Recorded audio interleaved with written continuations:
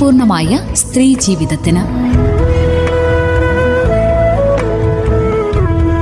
ആയുർവേദ വകുപ്പും റേഡിയോ മാറ്റുലിയും സംയുക്തമായി അവതരിപ്പിക്കുന്ന ആരോഗ്യ ബോധവൽക്കരണ പരിപാടി.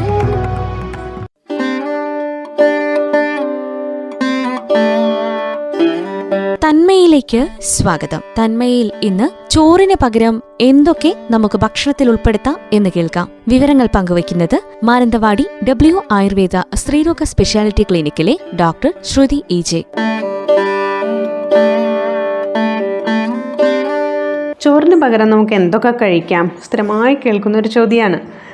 ഏതൊരു ഡോക്ടറുടെ അടുത്ത് ട്രീറ്റ്മെൻറ്റിന് ചെന്നാലും ഏത് അസുഖത്തിന് ചെന്നാലും ചോറ് പരമാവധി കുറയ്ക്കുക എന്നുള്ളത് ഒരു പ്രധാന ഉപദേശമായിട്ട് തന്നെ നമുക്ക് കേൾക്കാം. ഒരു ചോറ് ഇത്രമാത്രം വില്ലനായിട്ടുള്ള ഒരു കാലഘട്ടം മനുഷ്യ ഹിസ്റ്ററിയിൽ ഇല്ല എന്ന് തന്നെ പറയാം, അല്ലേ? അരിയാഹാരം, അതായത് ചോറ്, നമ്മുടെ പ്രധാന ആഹാരമായിട്ട് വളരെയേറെ നൂറ്റാണ്ടുകളായിട്ടുണ്ടാകാം. ഭൂലോകത്തുള്ള ഏകദേശം പകുതി മനുഷ്യരുടെയും നിലനിന്നത് അരിയാഹാരത്തെ ആശ്രയിച്ച് തന്നെയാണ്.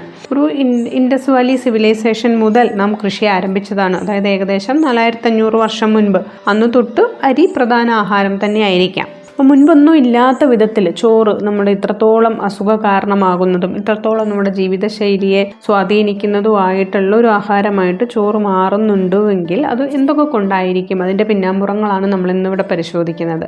ഒരു 50 വർഷം മുൻപ് വരെ, പ്രത്യേകിച്ച് നമ്മുടെ കേരളത്തിലെ ഒരു സംസ്കാരം പരിശോധിക്കുകയാണെങ്കിൽ അരി പ്രധാന ഭക്ഷണം തന്നെയായിരുന്നു.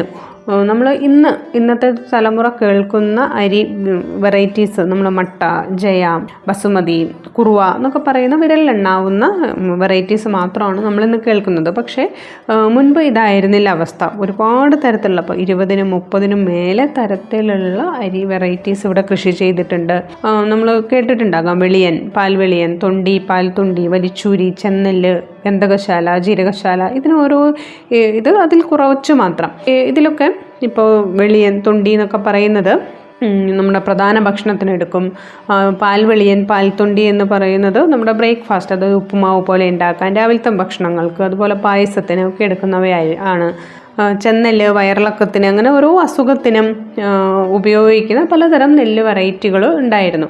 പിന്നെ ഈ നെല്ല് അരി നമ്മൾ കഴിക്കുന്നതിനും വളരെയേറെ വ്യത്യാസങ്ങൾ പണ്ട് നിലനിന്നിരുന്നു. പണ്ട് എന്ന് പറഞ്ഞാൽ ഒരു 50 വർഷം മുൻപ് വരെ നെല്ല് കുത്തി തവിട് അധികം കളയാതെയാണ് പണ്ട് അരി ഉപയോഗിച്ചിരുന്നത്.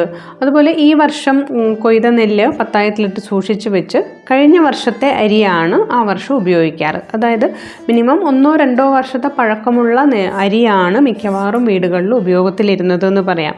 ഇതിന് വേറെ പ്രത്യേകതകളുണ്ട്. ഇന്ന് നമ്മൾ കിട്ടുന്ന വേഗം വേകുന്ന, വേഗം ദഹിക്കുന്ന അരിയേക്കാൾ വളരെ വ്യത്യസ്തമാണ് ഇത് ഗുണത്തിൽ.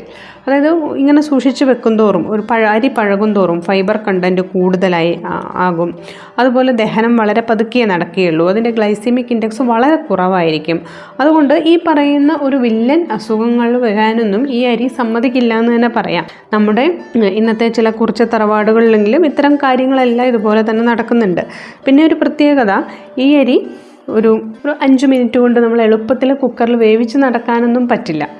അടുപ്പത്താണെങ്കിൽ ഒരു 2-2.5 മണിക്കൂറെങ്കിലും തിളക്കേണ്ടി വരും. ഇന്നത്തെ തിരക്ക് പിടിച്ച ഒരു കുക്കിംഗ് കൾച്ചറിൽ 5 മിനിറ്റ് കൊണ്ട് വേവുന്ന അരി നമ്മൾ സെലക്ട് ചെയ്യുമ്പോൾ, അതും തവിടില്ലാത്ത വെള്ള അരി എല്ലാ ദിവസവും കഴിച്ച് എല്ലാ അസുഖങ്ങൾക്കും ചോറിനെ കുറ്റം പറയുന്നത് നമ്മുടെ വിഡ്ഢിത്തം മാത്രമാണ്. പിന്നെ ഒരു പ്രത്യേകത, ഇന്ന് 12 മാസവും നമ്മൾ അരിഭക്ഷണത്തിന് പുറകെയാണ്. മുൻപ് ചക്കയായാൽ ചക്കപ്പുഴുക്ക്, പയറ്, കപ്പ, പലതരം കിഴങ്ങ് വർഗ്ഗങ്ങൾ, ചേന, ചേമ്പ്, ചേനയും കടലയും പുഴുങ്ങുക, കപ്പയും ചേമ്പും ചെറുപയറും പുഴുങ്ങുക, മമ്പയർ വേവിച്ച് പലതരം, അതായത് അത് പലതരത്തിലുള്ള കിഴങ്ങും പയറും തമ്മിലുള്ള പലതരം കാർബോഹൈഡ്രേറ്റും പ്രോട്ടീൻ കോമ്പിനേഷൻസ് പ്രധാന ഭക്ഷണമായിട്ട് നിലനിന്നിരുന്നു.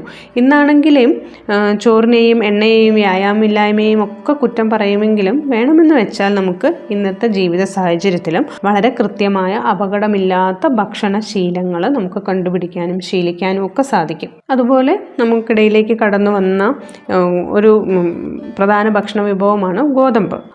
അരി പൂർണ്ണമായി ഒഴിവാക്കി ഗോതമ്പ് മാത്രം കഴിക്കുന്ന ധാരാളം പേഷ്യൻസ് ഇപ്പോൾ വരാറുണ്ട്. ഞാൻ അവരെ അത്ര കണ്ട് അങ്ങ് പ്രോത്സാഹിപ്പിക്കാറില്ല. ഇത്രയധികം നല്ല അരി കിട്ടുന്ന നമ്മുടെ കേരളത്തിലെ ഗോതമ്പ് മാത്രം കഴിച്ച് അസുഖങ്ങളെ തുരത്തി ഓടിക്കാം എന്നൊരു വിവരമില്ലായ്മ ആയിട്ടാണ് എനിക്ക് തോന്നാറുള്ളത്. കൃത്യമായി ആയുർവേദ രീതിയിൽ നോക്കിയാൽ അരിയേക്കാൾ ഉഷ്ണ സ്വഭാവം കൂടുതലുള്ളതാണ് ഗോധൂമം അഥവാ ഗോതമ്പ്.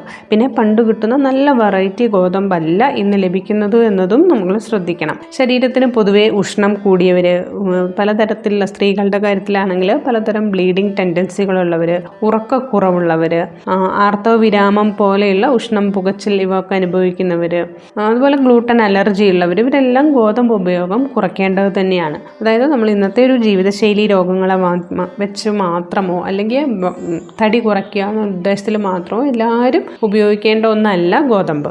വളരെ ഫൈൻ പൗഡറായി പൊടിക്കുന്ന അരിയാണെങ്കിലും ഗോതമ്പാണെങ്കിലും അതിൻ്റെ ഗ്ലൈസിമിക് ഇൻഡെക്സ് ഉയർന്നു തന്നെ ഇരിക്കും. അതായത് അതിൽ ഷുഗർ പെട്ടെന്ന് ആഗിരണം ചെയ്യാനുള്ള ശരീരത്തിൻ്റെ കഴിവ്, അതുപോലെ ഇൻസുലിൻ കൂടുതൽ പ്രൊഡ്യൂസ് ചെയ്യാനുള്ള കഴിവ്, ഇതെല്ലാം അരിക്കും ഗോതമ്പിനുമൊക്കെ ഏകദേശം ഒരേ നിലവാരത്തിൽ തന്നെയാണുള്ളത്. അതുകൊണ്ട് ഗോതമ്പാക്കിയത് കൊണ്ട് മാത്രം നമുക്ക് അസുഖങ്ങളിൽ നിന്ന് രക്ഷപ്പെടാൻ സാധിക്കില്ല. അപ്പോൾ എങ്ങനെയൊക്കെ നമുക്ക് കുറച്ചുകൂടെ ഹെൽത്തി ആയ ഭക്ഷണശീലങ്ങൾ കൂട്ടുപിടിക്കാമെന്ന് നോക്കാം. ഒന്ന്, തവിടുള്ള പഴകിയ അരി ശീലമാക്കുക.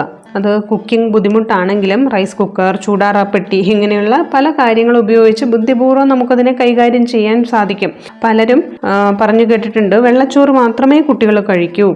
കുട്ടി 20 വയസ്സ് വരെ വെള്ളച്ചോറ് മാത്രമേ കണ്ടിട്ടുള്ളെങ്കിൽ പിന്നെയും കുട്ടി അത് കഴിക്കാൻ തന്നെ താല്പര്യപ്പെടുകയുള്ളൂ. അതുകൊണ്ട് ചെറുപ്പത്തിൽ തന്നെ കുഞ്ഞുങ്ങളെ തവിടുള്ള അരി ശീലിപ്പിക്കാൻ ശ്രമിക്കാം. അത് കഴിക്കാൻ സമയമെടുക്കും, കറി കൂട്ടി കഴിക്കാനൊക്കെ അത് സമയമെടുക്കും എന്നുള്ളതാണ് വേറൊരു പരാതി.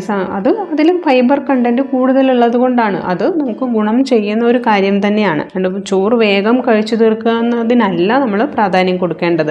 പിന്നെ ദോശ പോലുള്ള പലഹാരങ്ങൾ ഉണ്ടാക്കുമ്പോൾ എപ്പോഴും അരിയോടൊപ്പം അതിനും തവിടുള്ള അരി തന്നെ എടുക്കാൻ ശ്രമിക്കുക.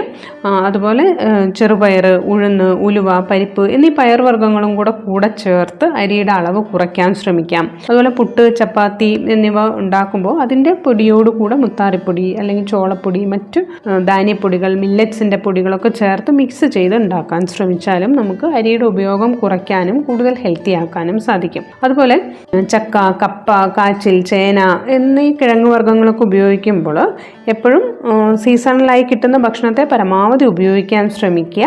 സമയമനുസരിച്ച് അത് ആഹാരത്തിൻ്റെ ഭാഗമാക്കാൻ നോക്കുക. ഇത്തരത്തിലുള്ള കിഴങ്ങ് വർഗ്ഗങ്ങൾ എപ്പോഴും ഒരു പ്രോട്ടീൻ്റെ കൂടെ കഴിക്കാൻ ശ്രമിക്കുക. അപ്പോൾ അതിൻ്റെ ഒരു പ്രത്യേകത എന്ന് വെച്ചാൽ ഗ്ലൂക്കോസ്, കിഴങ്ങിൽ നമുക്ക് കൂടുതൽ കാർബോഹൈഡ്രേറ്റ് ആണോ എന്ന് എല്ലാവർക്കും അറിയാം. അപ്പോൾ അതിൽ നിന്ന് ഗ്ലൂക്കോസ് ആഗിരണം ചെയ്യുന്നതിൻ്റെ തോത് കുറയ്ക്കാൻ സാധിക്കും പ്രോട്ടീനും കൂടെ ചേരുമ്പോൾ.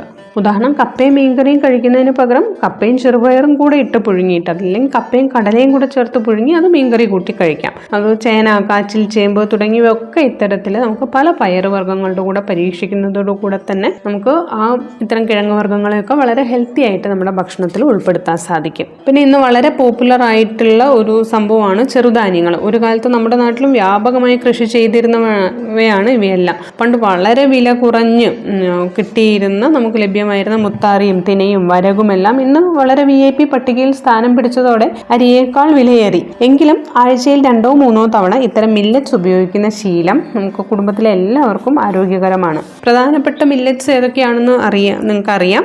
ഫോക്സ്ടെയിൽ മില്ലറ്റ് തിന, അത് ലിറ്റിൽ മില്ലറ്റ് ചാമ എന്ന് പറയും, കോഡോ മില്ലറ്റ് വരക്, പേൾ മില്ലറ്റ് കമ്പറവ, കമ്പച്ചോളം എന്നൊക്കെ പറയുന്നത്, സോർഗം എന്ന് പറയുന്നത് വലിയ ചോളം. പലതരം ഗുണങ്ങളുള്ളവയാണ് ഇവയിൽ പലതും. അതായത് തിന, റാഗിയൊക്കെ ബോൺ സ്ട്രെങ്ത് കൂട്ടും, കാൽസ്യം റിച്ച് ആണ്, ചിലതിൽ നാര് കൂടുതലാണ്, പ്രോട്ടീൻ കണ്ടന്റ് കൂടുതലുള്ളവയാണ് ഈ കമ്പറവ, ക്വിനോവ എന്നൊക്കെ പറയുന്ന ചെറുധാന്യങ്ങൾ. അതുപോലെ കൂടുതൽ ആൻറ്റി ഓക്സിഡൻറ്റ് റിച്ച് ആണ്. ഇത് കഴിക്കുമ്പോൾ ശ്രദ്ധിക്കേണ്ട ഒരു കാര്യം, ഇതിൽ ഫൈബർ കണ്ടന്റും പ്രോട്ടീനും ഒക്കെ ചിലതിൽ കൂടുതലായതുകൊണ്ട് എല്ലാവർക്കും ഒരുപോലെ ദഹിച്ചെന്ന് വരില്ല. ചിലർക്ക് ദഹന പ്രശ്നങ്ങൾ, ചിലർക്ക് കൂടുതൽ ഗ്യാസ്ട്രിക് പ്രോബ്ലങ്ങൾ, വയറിൽ ഗ്യാസ് നിറയുന്ന പോലെ, വയറ്റിൽ നിന്ന് പോകാൻ ബുദ്ധിമുട്ട്, ഇതൊക്കെ ചിലപ്പോൾ ചെറുധാന്യങ്ങൾ ഉപയോഗിക്കുമ്പം പറയുന്നൊരു പ്രശ്നമാണ്. അപ്പം അതിന് ശ്രദ്ധിക്കേണ്ട കുറച്ച് കാര്യങ്ങൾ, എപ്പോഴും നന്നായി വേവിച്ച് തന്നെ അത് കഴിക്കാൻ ശ്രമിക്കുക. മിക്ക ചെറുധാന്യങ്ങളും അല്പം രൂക്ഷ സ്വഭാവമുള്ളതാണ്, അതായത് ഒരു ഡ്രൈനെസ് ഉള്ളതാണ്. അതുകൊണ്ട് തന്നെ അല്പം തേങ്ങാപ്പാലോ നെയ്യോ ചേർത്ത് തയ്യാറാക്കിയാൽ അതിലെ പോഷകഘടകങ്ങൾ വേഗത്തിൽ ആഗിരണം ചെയ്യാനും എളുപ്പത്തിൽ ദഹനം കംപ്ലീറ്റ് ചെയ്യാനും ഇത്തരത്തിലുള്ള ദഹന പ്രശ്നങ്ങൾ ഒഴിവാക്കാനും സാധിക്കും. അപ്പോൾ അരി, ഗോതമ്പ്, ചെറുധാന്യങ്ങൾ, പയറുവർഗ്ഗങ്ങൾ, കിഴങ്ങ് വർഗ്ഗങ്ങൾ, പച്ചക്കറികൾ, പഴങ്ങൾ ഇവയൊക്കെ വളരെ ബുദ്ധിപൂർവ്വം ഉപയോഗിക്കാൻ നമുക്ക് അറിയാം. ഉപയോഗിക്കുകയാണെങ്കിൽ അതിനോടൊപ്പം കൃത്യമായ വ്യായാമം, കൃത്യമായ ഉറക്കം, ഉള്ളതിൽ സംതൃപ്തമായ ഒരു ജീവിതം ഇവയൊക്കെ മതിയാവും നമുക്ക് ഇത്രയും സൗകര്യങ്ങളുള്ള ഇന്നത്തെ കാലത്ത് വളരെ സുഖമായി ജീവിച്ചു പോകാൻ.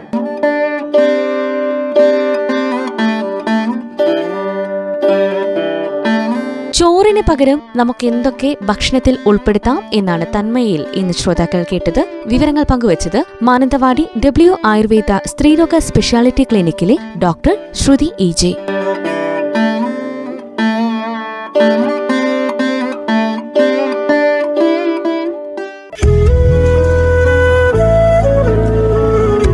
തന്മയ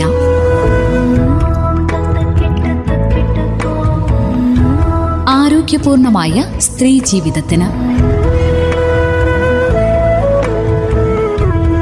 ആയുർവേദ വകുപ്പും റേഡിയോ മാറ്റുലിയും സംയുക്തമായി അവതരിപ്പിക്കുന്ന ആരോഗ്യ ബോധവൽക്കരണ പരിപാടി.